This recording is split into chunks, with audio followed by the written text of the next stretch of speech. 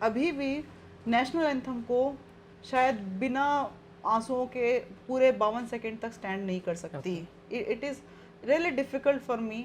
अंदर से ना एक गुबार आता है शायद खून का कि कुछ करना चाहिए। दोस्तों, सीकर और झुंझुनू के लोग जब भी आपस में मिलते हैं तो उनके बीच में एक बड़ी बहस होती है। सीकर के लोग कहते हैं एजुकेशन में हम हमेशा से आगे रहे हैं और सीकर को शिक्षा नगरी कहा जाता है, लेकिन जब झुंझुनू के लोग इस बात को सुनते हैं तो उनका कहना है कि हर एक एग्ज़ाम में वो हमेशा सीकर से आगे रहते हैं।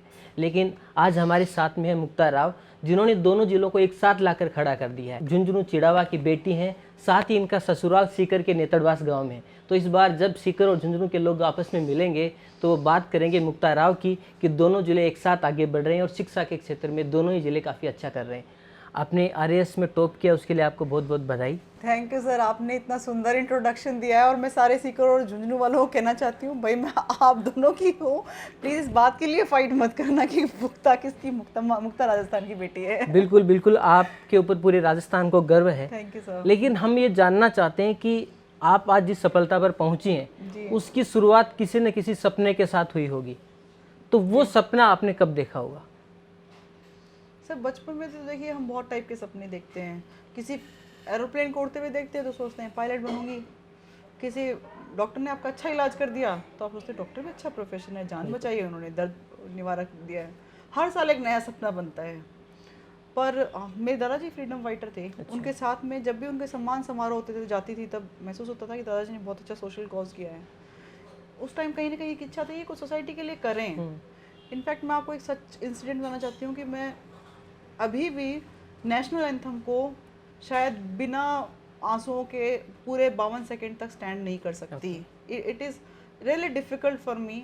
अंदर से ना एक गुबार आता है शायद खून का कि कुछ करना चाहिए। पर मेरे सपनों को हवा दी ऑफ कोर्स मेरी इन लॉज फैमिली ने, मेरे पिताजी ने।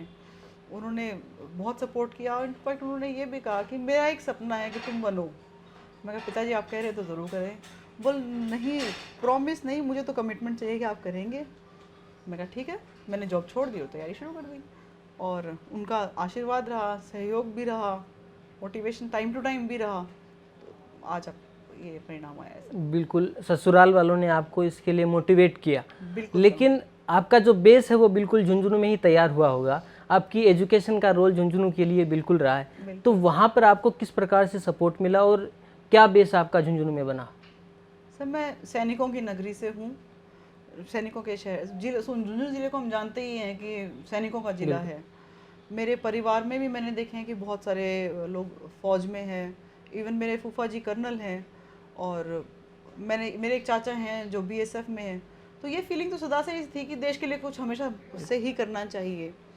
तो मुझे लगता है कि बीज तो शायद वहीं से ही बो दिए गए। जब चारों तरफ माहौल देखते हैं, मैं एक बात और कोट करना चाहती हूँ यहाँ पर। जब मैं लोगों को देखती हूँ कि 15 अगस्त 26 जनवरी, तो वो दिल में जो स्वाधीनता का या देशभक्ति का जज्बा है वो इतना ही आता है कि झंडा लगाया, समेट दिया, तो हमारी देशभक्ति भी समेट जाती है साथ में। मुझे याद है कि हम पहले से एक्साइटेड होते थे कि 15 अगस्त आ रही है, 26 जनवरी है, स्कूल में सेलिब्रेशन होगा, लड्डू मिलेगा और घर में खीर चूरमा मिलेगा। I remember I used to ask my mummy, mummy आप खीर चूरमा स्पेशल ओकेजन्स पे बनता है, आप 15 अगस्त और 26 जनवरी क्यों बनाती हो? तो वो कहते थे कि देश के सबसे बड़े त्यौहार हैं। ये बहुत अर्ली बचपन वाली बात है, उस टाइम समझ में नहीं आती थी।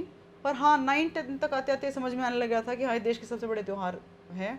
और अब ये परंपरा मैंने शादी के बाद भी जारी रखी है। मेरे घर में अभी भी 15 अगस्त 26 जनवरी कुछ बहुत स्पेशल और कुछ बहुत मीठा बनेगा और सेलिब्रेट भी होगा।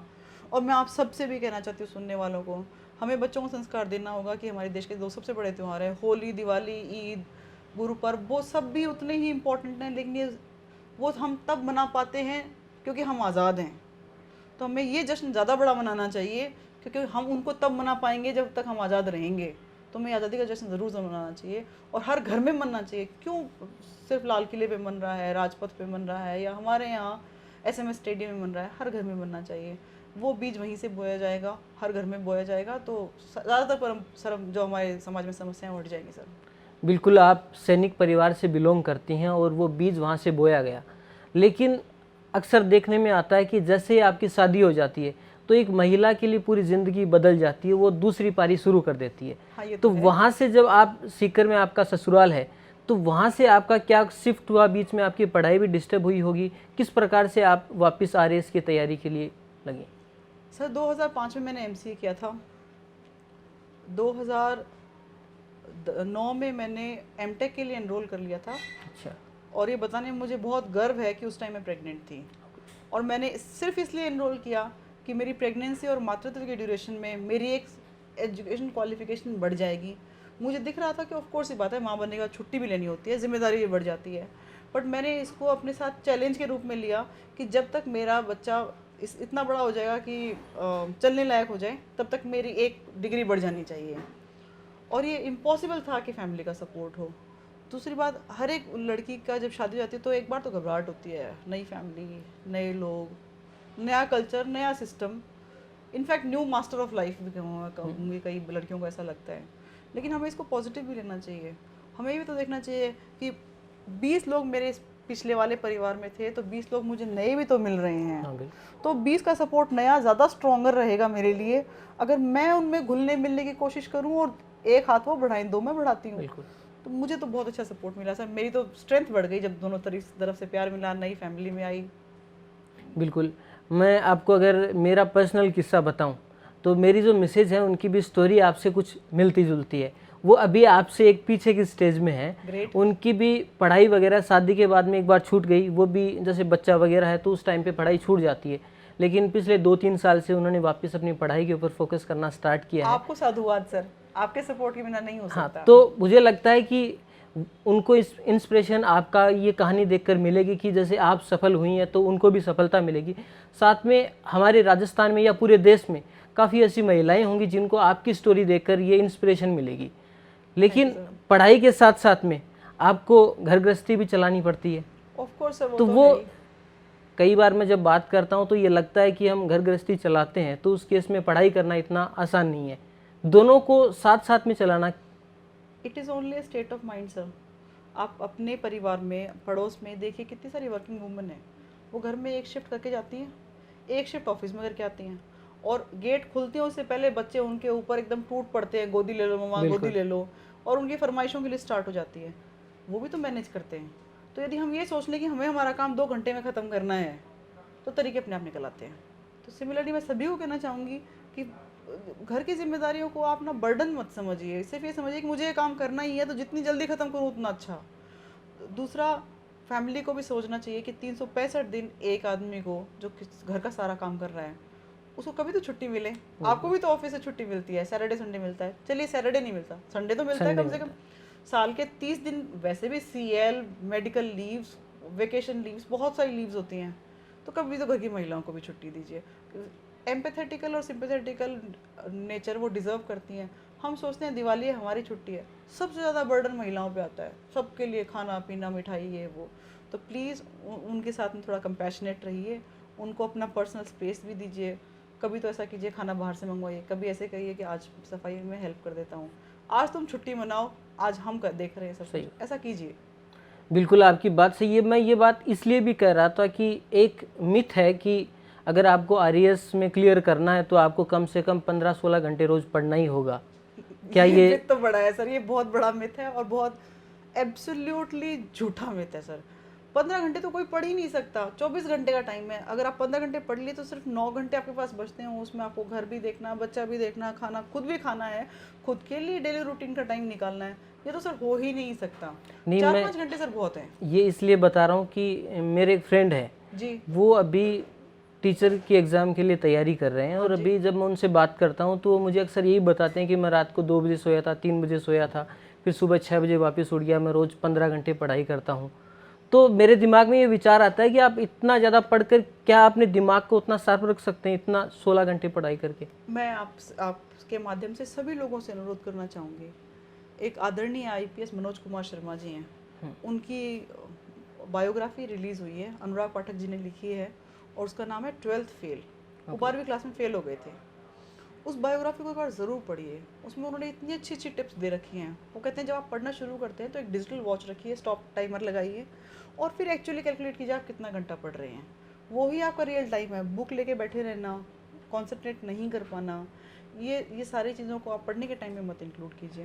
दूसरा, जितना लंबा आप स्ट्रेच करेंगे उतना ज़्यादा आपका उसमें फोकस कम हो जाएगा।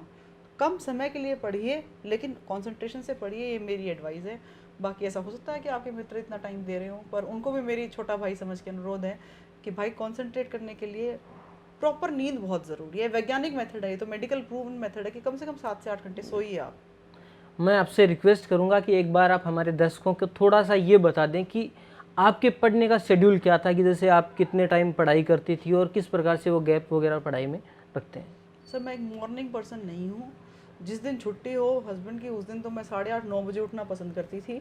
अदरवाइज़ तो ऑफ कोर्स बच्चे को स्कूल भेजना है, हस्बैंड के लिए टिफ़िन बनाना है, घर के और काम भी हैं, तो 7 बजे उठना और उठने के साथ चाय पीना। मैं न्यूज़पेपर दोपहर में पढ़ती थी क्योंकि समय नहीं होता था। फिर जैसे ही मैंने किचन में जाना है तो मैं हेडफोन लगा करके कोई ना कोई वीडियो उस दिन की न्यूज़ का या स्टडी आईक्यू पे किसी इंपॉर्टेंट टॉपिक का लगा लेती थी कानों पे। देखती नहीं थी, सिर्फ सुन लेती थी, और उस ड्यूरेशन में मेरा किचन में जो भी काम है वो सारे काम चलते रहते थे। 9 बजे तक इन दोनों को अपने अपने गंतव्य स्थान पर भेजने के बाद में मुझे खुद के लिए टाइम मिलता था। पर उस टाइम मैं सोचती थी कि घर जो बिखरा हुआ है वो मैं 12 बजे समेटूंगी। अभी मुझे अगले 3 घंटे लगातार पढ़ना है, बिना रुके बिना थके। तो अपना ब्रेकफास्ट किया और बस पढ़ने बैठ गए। पढ़ने में फ़ोन भी बंद, टीवी तो मैंने कभी चलाया ही नहीं, गेट भी बंद, और इनफैक्ट जो भी साइलेंट है वो सब आइटम। अब मैं आप सबको एक गुजारिश करना चाहूँगी, आपका माहौल जो है ना, जहाँ आप बैठे हुए हैं, वो कंफर्टेबल होना चाहिए। यदि कुछ चुभ रहा है, दिमाग में गर्मी लग रही है, तो फिर आप नहीं पढ़ पाएंगे। तो एक शांत माहौल हो, डिसेंट बैठने की सीट हो, और कुर्सी टेबल बैठ के पढ़िए, सब हो जाएगा। बिल्कुल, एक बार फिर से उसके बाद में दोपहर में बच्चा आ गया, उसके बाद में खाना खाना, उसको होमवर्क के लिए समझाना। मैंने उसको होमवर्क नहीं कराया, समझाना कि बेटा इसमें इस प्रकार से करना है, ऐसे ऐसे करना है। और उसके बाद में इवनिंग उसके साथ खेलना। जब वो बैट बॉल खेलने का बहुत शौकीन है, मैं बॉलिंग करती थी तो मेरे फिर से स्पीकर लगा हुआ होता है, हेडफोन, और कुछ ना कुछ ऑडियो नोट्स चल रहे होते थे। ऐसे टाइम निकाला सर। ठीक है, आपका जो परिणाम आया उसके लिए एक बार फिर से आपको बहुत बहुत बधाई। Thank you so much sir. साथ ही मैं हमारे दर्शकों से कहना चाहता हूँ कि ये ज़रूरी नहीं है कि आप एक महिला हैं और आपकी शादी हो चुकी है तो आप अपने सपनों को पूरा नहीं कर सकती हैं। अगर आपके अंदर लगन है, आप मेहनत करते हैं, तो आप अपने सपनों को पूरा कर सकती हैं, और वो भी अपनी रेगुलर लाइफ को डिस्टर्ब किए बिना। आप अपने घर को भी साथ में चला सकती हैं, और अगर आप पढ़ाई कर कुछ अच्छा करना चाहती हैं तो वो भी आप कर सकती हैं। आज हमने बात की मुक्ता राव जी से। मुझे लगता है कि इन्होंने जो बातें आपको बताई वो आपके आगे आने वाले करियर के लिए काफ़ी मदद करेंगी, आपके काफ़ी काम में आएंगी। आज के इस वीडियो में इतना ही। धन्यवाद।